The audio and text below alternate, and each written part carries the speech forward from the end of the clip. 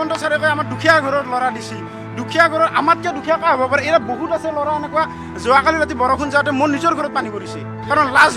বয়সৰ লাজ তাৰপিছত আপোনাৰ ইমান ল'ৰা আৰু চববিলাক হাজিৰা কৰি থকা ল'ৰা চব হাজিৰাৰ কাম বন্ধ কৰি আহিছে এতিয়া কোনো এজন চাকৰি কৰাৰ ল'ৰা নাই আপুনি চাব পাৰে আনৰিজাৰ্ভৰ এখেতৰ কৈছে 31.65 বা 67 আৰু এইটো এজন হৈছে ST কেণ্ডিডেট আৰু তেখেতৰ কৈছে আপোনাৰ 32.44 এইটো যিনকে এটা আমাৰ জেনেৰেল কেটেগৰীতকৈ এটা কাষ্ট চাৰ্টিফিকেট থকা ল'ৰা কেনেকৈ বেছি যাব পাৰে আপুনি কওকচোন এইটোতো অসম্ভৱ কথা আজিলৈকে ক'তো দেখাই নাই আমি অনুৰোধ CM ছাৰলৈকে যদি তাৰমানে আমাক যিটো নটিফিকেশ্যনত লেখা আছিল 2023 চনত যে এটা পোষ্টৰ এগেইনষ্টত 5জনকৈ ল'ৰাক ৰিটিনত মাতা হ'ব আৰু আমি ইমান ইণ্টাৰভিউ দিছোঁ আমি এটা কথা জানো এটা পোষ্টৰ এগেইনষ্টত যদি 5জনকৈ ল'ৰা মাতা হয় তেতিয়াহ'লে কাট অফ ইমান যাব নোৱাৰে আৰু যোৱাবাৰো এটা ইণ্টাৰভিউত এনেকুৱা গণ্ডগোল কৰিছে যে প্ৰথমতে তেওঁলোকে এটা পোষ্টৰ এগেইনষ্টত 2জনকৈ ল'ৰা মাতে 2জনকৈ ল'ৰা মাতাৰ বিনিময়ত কাট অফটো বহুত হাই গুচি যায় আৰু পিছত যেতিয়া তেওঁলোকৰ এটা খেলি মেলি সৃষ্টি হয় তেতিয়া তেওঁলোকে এখন ছেকেণ্ড লিষ্ট উলিয়াই দিয়ে এতিয়া আমাৰ এইবাৰ এইটোৱে অনুৰোধ CM ছাৰো হওক বা DGP ছাৰলৈকে হওক বা অসম আৰক্ষীৰ মুৰব্বীসকললৈকে যে যদি 5জনকৈ গৈছে আমাৰ কোনো আপত্তি নাই আমি সেইটোত সন্তুষ্ট আৰু যদি 2জনকৈ গৈছে তেওঁলোকে বিবেচনা কৰি চাই যিটো এডভাৰ্টাইজত লেখা আছে যিটো ৰাইট পইণ্ট হয় সেই পইণ্ট মতে আমাক আপোনাৰ তাৰমানে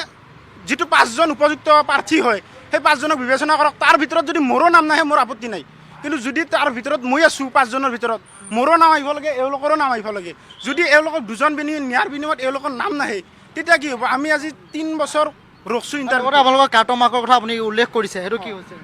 আমাৰ এতিয়া বজালী ডিষ্ট্ৰিক্টৰ কাট অফ গৈছে আপোনাৰ 52.47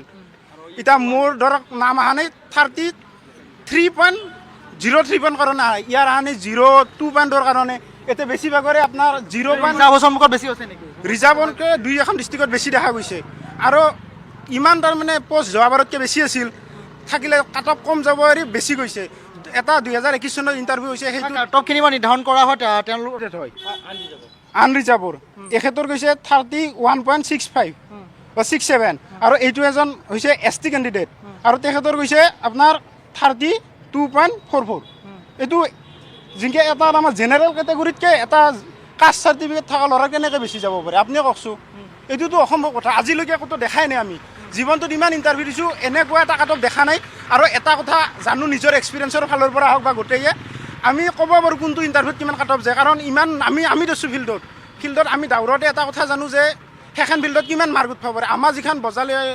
ইণ্টাৰভিউ হৈছে 4 দিন ইণ্টাৰভিউ হৈছে মোতকৈ বা ইয়াতকৈ দাউৰব পৰা ল'ৰা মানি ল'লোঁ আমি 100 আছে চাপ'জ তাৰে ভিতৰতো মোৰ নাম আহিব লাগে নেক্সট যদি 5টাকৈ মানে নাম আহিব এইটো 100% জানো কিন্তু এতিয়া 2জনকৈ মাতিলে নাম নাহে এতিয়া মই আপোনাৰ ওচৰলৈ আহিছোঁ আপোনালোকৰ আজি আপোনাৰ ৰিজাল্ট দিছে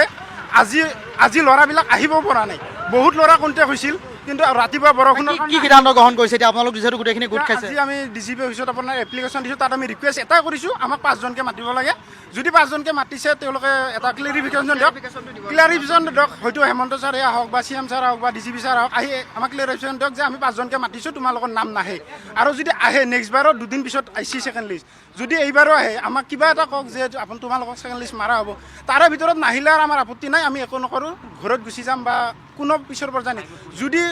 ছেকেণ্ডৰ পিছত আপোনাৰ ছেকেণ্ডজনৰে থাকে তেতিয়াহ'লে আমি সোমবাৰলৈকে হাইকোৰ্ট কৰা এটা সিদ্ধান্ত লৈছোঁ আৰু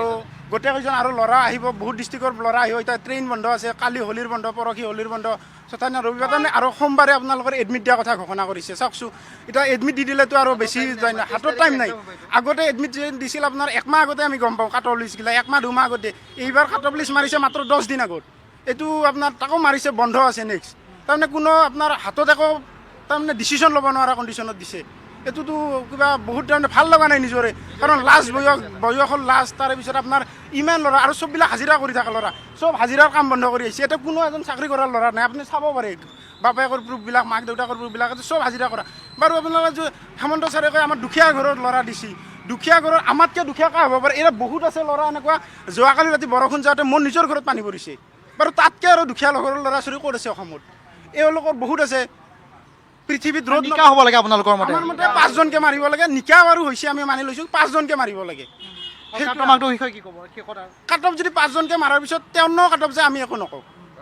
তেতিয়া আমি তাতো একচেপ্টেড যদি 2জনকৈ মাৰাৰ পিছত 52 গৈছে তেতিয়াহ'লে আমি দুখিত সেয়ে কথা এইসকল পৰা আহিছোঁ ছোৱালী ইমান হাই কাটত গৈছে এবাৰ স্পৰ্টছত থাকি কিন্তু স্পৰ্টছৰ স্পৰ্টছ কোটাৰ আছে হয় স্পৰ্টছৰ কোটাই স্পৰ্টছৰ জেনেৰেলতকৈ ইউআৰ কেটেগৰীতকৈ হাই কাটত স্পৰ্টছৰে গৈছে কিহৰ কাৰণে গৈছে এতিয়া ছেকেণ্ড লিষ্ট লাগে আৰু আমাক স্পৰ্টছৰ কোটা যেতিয়া হাই যোৱা দেখা পোৱা গৈছে মানে গোটেই কাটমতে কেনেধৰণে গৈছে